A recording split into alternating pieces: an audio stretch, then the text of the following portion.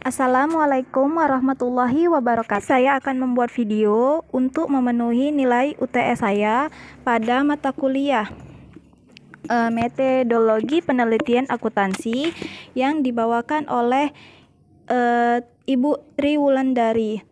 Perkenalkan, nama saya Dinda Ulfa Aulia, NPM saya 19151035. Saya dari kelas reguler 1, klaster 2, 5G. Nah, di sini saya akan membuat video untuk penjelasan dari materi kita. Yang pertama ada bab 1, yaitu metode penelitian akuntansi. Nah, teori dan penelitian. Teori adalah sekumpulan ide, pengetahuan tentang suatu hal dan konsep-konsep yang terorganisasi dan saling berkaitan satu dengan yang lainnya, yang membentuk pengetahuan bagaimana sebuah fenomena terjadi. Penelitian adalah usaha manusia yang dilakukan untuk mencari jawaban atas suatu keingintahuan. Jadi penelitian akan dilakukan ketika kita merasa ingin tahu apa yang terjadi, sehingga kita membuat penelitian itu untuk mengetahui apa yang akan terjadi atau ingin mengetahui hal apa yang sebenarnya sedang terjadi. Yang kedua ada metodologi penelitian adalah strategi umum dalam melakukan penelitian, termasuk tahap-tahap yang dilakukan dalam melakukan penelitian. Metode penelitian adalah bagian dari metodologi yang secara khusus mendeskripsikan tentang teknik pengumpulan dan analisis data. Jadi metode penelitian ini bagian dari metodologi penelitian. Selanjutnya ada penelitian ilmiah dan non-ilmiah. Penelitian ilmiah adalah suatu penelitian yang dilakukan dengan menggunakan dan berlandaskan metode ilmiah. Suatu penelitian dikatakan ilmiah jika memenuhi kriteria, yaitu purposif atau tujuan yang jelas. Maksudnya tujuan yang jelas adalah penelitian ilmiah pasti memiliki tujuan yang jelas. Contohnya seperti jurnal. Jurnal itu dibuat dengan tujuan yang jelas. Yang kedua ada sistematik, yaitu penelitian dengan struktur yang benar, baik itu dari mulai tahap wawancara dan lain sebagainya sampai akhirnya kesimpulan. Logik, yaitu mudah diterima dengan nalar. Penelitian ilmiah sudah pasti mudah diterima dengan nalar. Rigor atau kerangka penelitian yang teoritis, dan replicability. Jika penelitian diulang dengan langkah yang sama, maka yang diperoleh serupa. Contoh sederhananya itu seperti jurnal. Jurnal A dengan jurnal B pasti sama dengan cara pembuatannya, namun beda isinya. Selanjutnya ada penelitian non-ilmiah. Penelitian non-ilmiah adalah penelitian yang bercorak subjektif, yang dilakukan tidak sistematik dan data yang dikumpulkan dan cara pengumpulan data tersebut bersifat subjektif, yang saraf dan muatan emosi dan perasaan si peneliti. Selanjutnya ada tujuan penelitian. Berdasarkan tujuan penelitian dapat dibedakan menjadi exploratory, deskriptif, exploratory, dan experimental research dari Newman 2003 dan Sekaran 2003. Penelitian eksploratory atau eksplorasi bertujuan untuk mendapatkan gambaran awal tentang suatu fenomena yang belum pernah atau sangat sedikit diketahui atau diteliti sebelumnya. Kedua, penelitian deskriptif atau deskriptif bertujuan untuk memberikan gambaran tentang detail-detail spesifik dari sebuah situasi, lingkungan sosial, atau hubungan. Penelitian explanatory bertujuan untuk mencari sebab dan alasan dari terjadinya sebuah fenomena, tidak hanya what, who, dan how, namun juga menjawab why. Penelitian eksperimental bertujuan untuk mengetahui reaksi dari individu-individu yang sejenis terhadap berbagai lingkungan yang berbeda atau individu-individu berbeda terhadap lingkungan yang sama.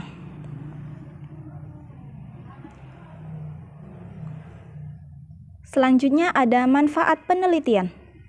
Dari manfaat penelitian dapat dibedakan menjadi dua, yaitu penelitian dasar dan penelitian terapan. Penelitian dasar adalah penelitian yang dilakukan untuk mengembangkan suatu sains secara umum dengan mengevaluasi dan mengembangkan konsep dan teori yang ada dalam bidang sains tersebut.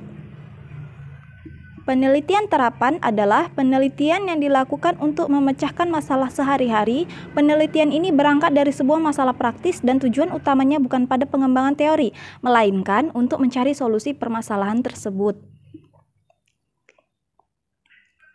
Penelitian dasar dan penelitian terapan sungguh tentu hal yang berbeda.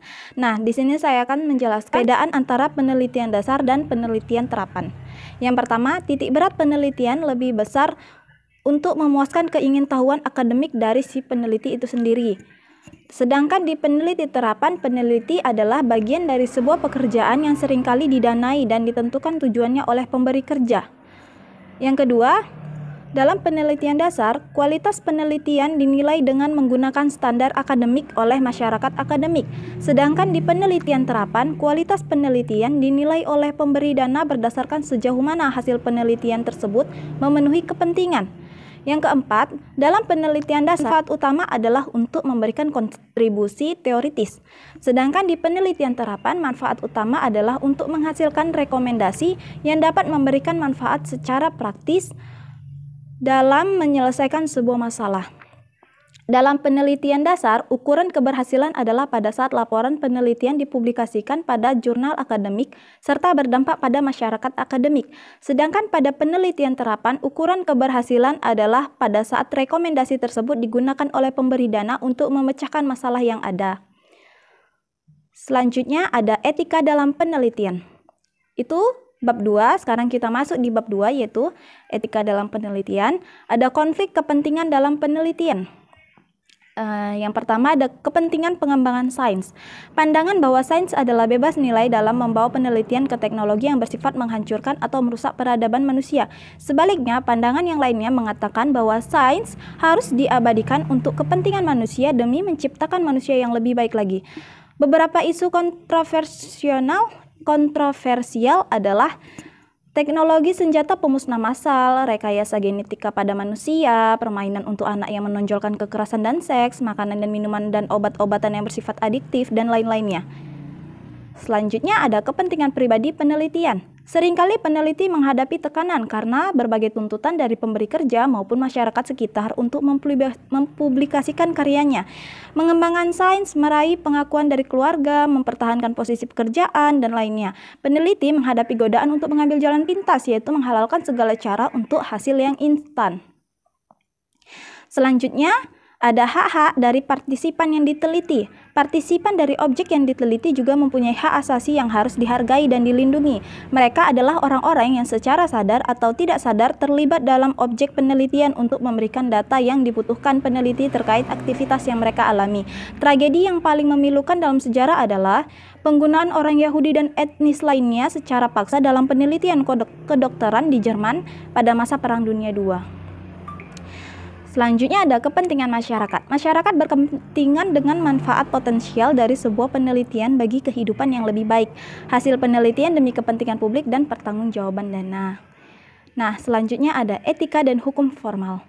Etika dalam penelitian tidaklah berdiri sendiri. Hal ini berhubungan dengan ekonomi, hukum, politik, dan sosial budaya dalam suatu negara. Contoh tindakan tidak etis yang sering kali terjadi dalam penelitian adalah seperti mengutip pertanyaan orang lain tanpa pengakuan yang layak, mengajukan pertanyaan interview yang mengarahkan atau menjebak agar data yang diperoleh sesuai kehendak peneliti, menghapus data yang tidak sesuai kehendak peneliti secara semena-mena, memanfaatkan hubungan dengan responden untuk keuntungan pribadi peneliti di luar sepengetahuan responden yang bersangkutan, menciptakan data sendiri, sengaja memilih referensi atau metode pengolahan data yang paling mudah dilakukan dengan mengorbankan kualitas peneliti secara signifikan, memperoleh karya sendiri dengan modifikasi minimal atau tidak layak untuk sekedar memenuhi tuntutan publikasi, menggunakan data-data rahasia dari objek penelitian untuk penelitian lain di luar sepengetahuan pelaku objek penelitian. Selanjutnya yaitu ada konklusi. Konklusi penelitian harus dapat menjaga keseimbangan antara kepentingan pengembangan sains, sponsor penelitian, pelaku dari objek yang diteliti, dan masyarakat luas. Kegagalan dalam menjalankan keseimbangan sebuah penelitian dalam sebuah antar kepentingan yang berbeda-beda akan merugikan peneliti itu sendiri, baik jangka panjang maupun jangka pendek. Seorang peneliti harus mencari panduan etika antara lain kolega profesional, lembaga berwenang, kode etik dalam penelitian. Ada pula yang perlu diperhatikan dari penelitian adalah plagiarisme, kejujuran, perlindungan identitas, informasi, dan independensi peneliti. Sekarang kita udah masuk ke bab 3, yaitu ada berbagai pendekatan dalam penelitian ilmiah. Ada 2 pendekatan dalam penelitian ilmiah secara umum adalah pendekatan kuantitatif dan kualitatif. Pendekatan ini memiliki filosofi yang berbeda tentang ontologi, epistemologi, dan asumsi sifat manusia. Perbedaan kuantitatif dan kualitatif dari ontologi: menurut kuantitatif, realitas sosial sebagai fenomena objektif; menurut kualitatif, realitas sosial sebagai fenomena subjektif. Dari epistemologi, menurut kuantitatif, pengetahuan diperoleh melalui proses investigasi yang objektif dan bebas nilai. Sedangkan menurut kualitatif adalah pengetahuan diperoleh melalui investigasi bersifat pribadi dari individu yang diteliti. Filosofi sifat manusia: menurut kuantitatif, perilaku dan pengalaman manusia sangat dipengaruhi dan dibatasi oleh lingkungan eksternalnya. Sedangkan menurut kualitatif, manusia secara potensial adalah makhluk yang memiliki otonomi dan berkehendak bebas sehingga mampu mempengaruhi dan menciptakan lingkungannya sendiri. Pendekatan kuantitatif. Pendekatan kuantitatif adalah pendekatan yang menekankan pada kombinasi antara logika deduktif dan penggunaan alat-alat kuantitatif dalam menginterpretasikan suatu fenomena secara objektif. Pendekatan berangkat dari keyakinan bahwa legitimasi sebuah sains dan data-data yang terukur secara tepat diperoleh melalui survei atau kuesioner dan dikombinasikan dengan statistik dan pengujian hipotesis yang bebas nilai dan objektif, menurut dari Newman 2003. Bagi kualitatif, fenomena sosial dan fenomena alam memiliki pola yang sama, sehingga seluruh aktivitas ilmiah pada kedua jenis fenomena tersebut harus diteliti dan dengan metode yang sama.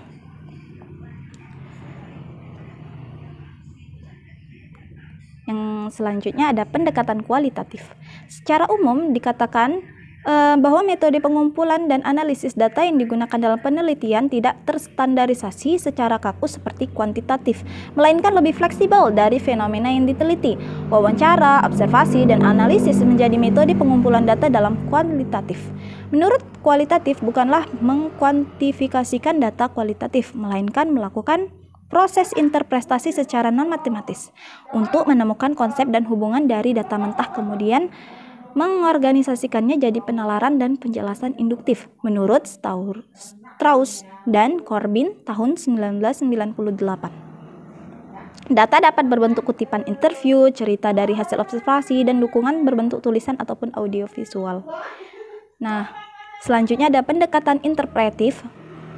Pendekatan interpretif adalah suatu analisis sistematis yang mendalam terhadap tindakan yang bermakna sosial melalui observasi langsung mendetail dari manusia suatu pada settingan alamiahnya dalam rangka memperoleh suatu pemahaman bagaimana suatu lingkungan sosial bekerja dan tercipta.